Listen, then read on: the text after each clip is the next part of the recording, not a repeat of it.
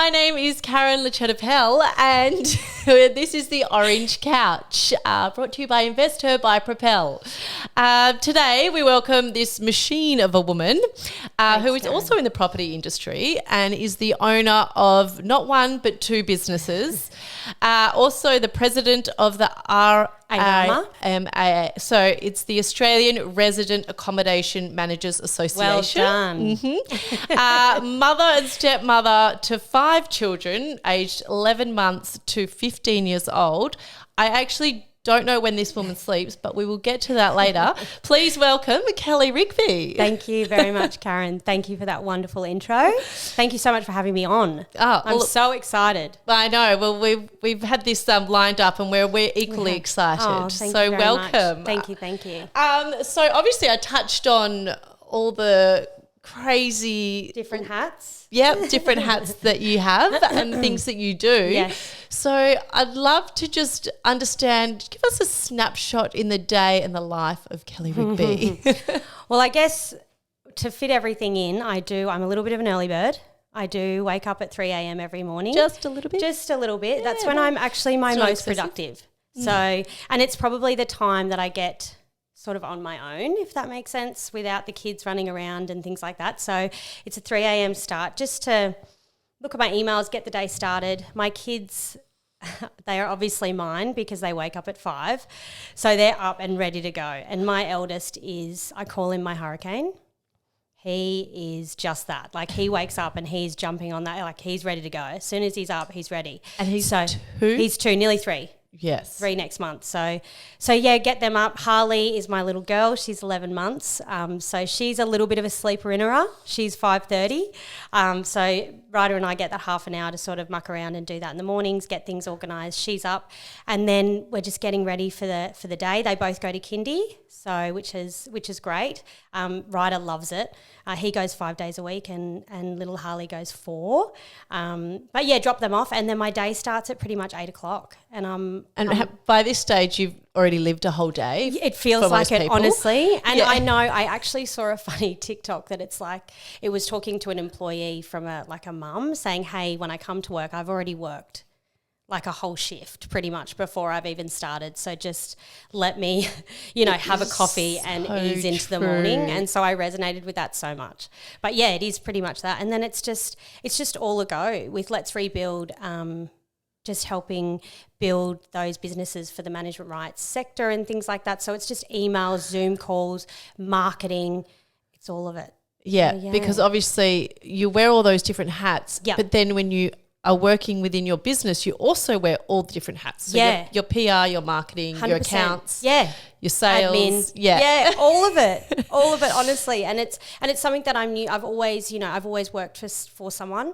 And when my husband met me, he honestly said, that there's no employees like you, because I was at work at 7:30, even though I didn't start at 9 till 9, and never took a lunch break and always worked overtime, and I always put 110% in. And he sort of said to me, like, you should work for yourself. Mm-hmm. And then it kind of all evolved after I had my first child. Yes. Yeah. I actually saw a meme the other day on one of those sort of entrepreneurial Instagram accounts. Yeah. And it's something to the effect of,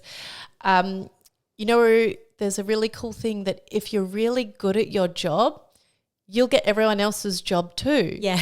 So just go do it work for yourself. And it's so true. So true. Right? And you get rewarded by getting more work of everyone else's workload. And I look back and I think, oh my God, even in like my McDonald's days when I started, when I was 13, I might add, because my dad shipped me off and said, get to work earlier than legally allowed. But even then, I remember back then I used to. I was only 13 and I'd get, the front counter keys and look after everyone who were, in their early 20s or things like that. So it's always been, just something. Your work ethic is strong and it's always been that way. Yeah. Ingrained in me by both parents. Yeah. Because both my mum and my dad are very hardworking. So at the time you're like, oh gosh, I hate you guys. Yeah. But in hindsight, now, you're like, okay, you've shown me some skills. You did all right. Yeah. So no, very true. Amazing. Yeah. Well, I mean, obviously in a world where hustle is considered or praised, be it right or wrong. Yes. We all need to have some time out. Yes. What do you firstly, do you make time for yourself? And if so, what do you do? So I have to be honest, I probably don't as much as I should. My business coach has definitely said to me I need to block out, some time that's just for me. And obviously my husband feels the same way because my birthday last month, he got me a very a large amount of money to go to a day spa, and I can go, it's like a voucher and I can go for an hour here and there, and I haven't used it yet. But I will. Don't let it expire, because otherwise you'll be going for an 8-hour massage on the day before it expires. Exactly right. I think I've got like 2 years to use it, so hopefully. But he obviously, he can see that I need that as well. So it is on my priority list. I do have to do that because I definitely don't want to burn out. Yes. That's definitely, and I guess in a way, looking at my dad, he worked so hard, but I can see now he didn't do that. He didn't take time out, and he would have those days where he'd just be like, I'm turning off, I'm completely not here. Yes. And I guess that was sort of him burning out for, Yes. Yeah. Blowing the lid off sort of thing. Yeah. So I guess, it is important. It's something that I do need to work on. Yes. One of many things. I think that's like, so many people can relate to that. Yeah. Business owners, parents. You don't take the time. Yeah. You just don't. So hopefully when my business coach put it in your calendar and just sort of take that time, I'm hoping that'll go work. Use that voucher. Yeah, Amazing. I know. I will. Now, you work in management rights, and just to recap, it's Let's Rebuild and the Friendly Agent. Yeah. So for those of us, we're all in the property industry, yet I'm sort of like a little bit perplexed as to what is it that you actually do? Well, I know. Yeah, it is. Look, it's a really small niche. Actually, I don't know any other company that does what I do with Let's Rebuild. So how it started was I was on maternity leave with my first son, and I've been in management rights for 10 years, so I know the industry really well. And I had a manager come to me and say, what are you doing? Have you got any spare time? Pause for laughter. But, what are you doing, after maternity leave? And I hadn't really known. I knew I wasn't going back to my 9-to-5 job because I didn't want to. And she just said, look, I'm losing investors out of my letting pool. So when I say that, it's like she's losing clients out of her rent roll, and she needed me to help her get them back. And so I did it, and I really loved it. And I'm so passionate about management rights that it just came naturally. So, and then it just Let's Rebuild just built from there. So it's what I do is I essentially go into management rights and build their rent roll for them. So they could have, there could be 20 investors in a building that are with the bigger agencies. I won't mention their names, but, and we essentially market to those investors and educate them about management rights. There's a manager on site, that they have their real estate license, that they can look after their property on a daily basis. Like they live and breathe that community, that building. Mm-hmm. Why would you not have it with them? It's kind of a no-brainer for me. Mm-hmm. But to investors that don't know, who are from Sydney or Melbourne, because management rights is such a prominent business in Queensland, not so much in New South Wales or Victoria or WA, that when I ring them, sometimes the investors are like, oh, I thought they just did the gardens. Because obviously the real estate agents aren't going to promote someone else's business, which is fair enough. So they don't even know that is there. Yeah, so and there's no one else doing it. Not that I know of, no. No, amazing. So you've got a real niche. And Obviously there's BDMs that are out there doing it for the bigger agencies, and that's what the agencies do, but there's no one doing it for our management rights sector. And managers have 1,000 things to do in a day. Like, yes, they do the caretaking, so they do the pool and they do the gardens and they do all that, but then they also do body corporate meetings, AGMs, all this kind of stuff, and they look after their investors. So they don't have time to market to those outside investors. And it's not what it's not what they do. It's not what they know, sort of thing. So not only am I doing it through this, I'm also educating them on how to do it themselves, as well. So, amazing. Yeah. Well, that's a good little insight because, I guess most people would be like, what? Even people in the industry still go, what do you do again? So, it is a niche market. Yeah. Amazing. Yeah. So, Kelly, this month, Investor is actually launching our first ebook. Yes. And it's called Divorced, Why Not? What Now? Sorry. And the 5 top tips for women re-entering the property market alone. That's the inside scoop. So that's we'll keep that on the D-low. Got it. But when we had a chat, you obviously mentioned that this was something that was quite, personal for you. It is, definitely. In your, I guess, and why you're here now today and working as much as you do and doing what you do. So maybe you could give us a little bit of Of course. I was so excited to hear this when you mentioned it, and what you guys do in itself resonated with me so much, and I'm going to try not to cry.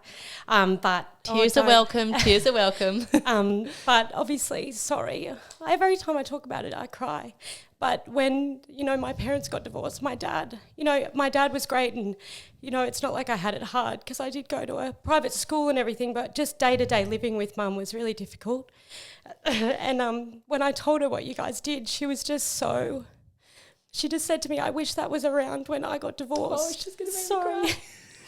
And because, we lived in a 2-bedroom house, a 2-bedroom unit in Southport, and she had the opportunity to buy it, but she just didn't know what she was doing. Yeah. And she rents now, and she's 70, and she worked her whole life. So I'm so sorry. No, gosh, don't be. This is exactly why we're here, isn't it? Like this is what and she's such this a is not hard like worker. a stage. This is exactly the reason why Investor has come about, because it's helping. Just so honestly, it's such a just teaching women, and when I was talking to. And that's why I think financial independence for me, when my business coach says, what's one of your values? And I said financial independence, that's why. Because I just think it's so important to have that knowledge and know, that you can stand on your own 2 feet. And it saddens me that my mum didn't feel that way. Yeah, and I wish 35-year-old me could go back to 14-year-old me and go, we've got this, you can do it. Let's do it together. But, you live and you learn. But I think just her looking at me saying, I wish that was around. That was such a big eye-opener for me. And I just, that's why I said to you, it just resonates with me. Everything you guys do resonates with me straight away as soon as I saw and heard what you guys do. Yeah. And it needs to be out there. There's no one else that I know of doing it. So I just, I can't wait to see you guys soar and succeed. Thank you. Yeah. Thank you. And obviously we're a business, but at the same breath, this is the reason why we do it. This is what lies behind what we do, is like helping women and empowering women and making them feel that they can go out on their own. And, we see stats around women who are in, not to say this is you at all, in domestic violence relationships or even emotionally, volatile relationships. Yeah. But they choose not to leave because they can't. Yeah, that's scary. Or they leave and then they end up coming back because they don't have the finances to support them. So that's terrifying in itself. Yeah, So, it's everything, 100%. It lies behind everything that we do and everything we believe in. Well, I just think, I can't wait to see this ebook, and I think it'll do wonders. Like, I'll be promoting it, that's for sure. Oh, thanks. Yeah. There'll be a series to come for obviously those women who aren't divorced necessarily, but that was something that, was very is being made very apparent to me, is the reoccurring theme of women leaving relationships and then having to get back on their feet. Yeah, and it's so funny now that I'm a mum, I probably appreciate the work even more that women do. Yeah, you know what I mean? Like, it's just like, wow, it's such a big job, and working on top of it as well, which, a lot of women do. Stay-at-home mums, hats off to you, because honestly, oh my gosh, I just couldn't do it. I know. Well done. But, and I just think if that happens to them and then they've got to walk away and not have anything, that kills me. Yes. Especially, knowing now, just how hard it is to have that mum hat on every day. Yes. Yeah. So. Yeah, and then put on the front for the kids, obviously. Yeah, of course. Yeah. All so this stuff's everything happening in the background, but you've just got to show full brave face. Yes, of course. Us women, we're amazing. Yeah, 100%. Okay, well, that wraps up my questions. Beautiful. I don't know if you have any. No, I just want to obviously add again that I really love what you guys are doing, and I can't wait to see you succeed. I feel like you need to be on like Channel 9 or something. We need to hashtag like Carl Stefanovic to promote it. I love this girl. I think we've got a woo girl. welcome I'll on hype you board. guys up. Yeah, definitely. I love it. And I know the tears. I'm sorry. I tried. I was like, I'm not going to cry. But anyway. No, that's real. That's real. True. All right. No, thank you so much for Thank having me you on. so much. Thanks so much. Thanks, All right, Kelly. bye.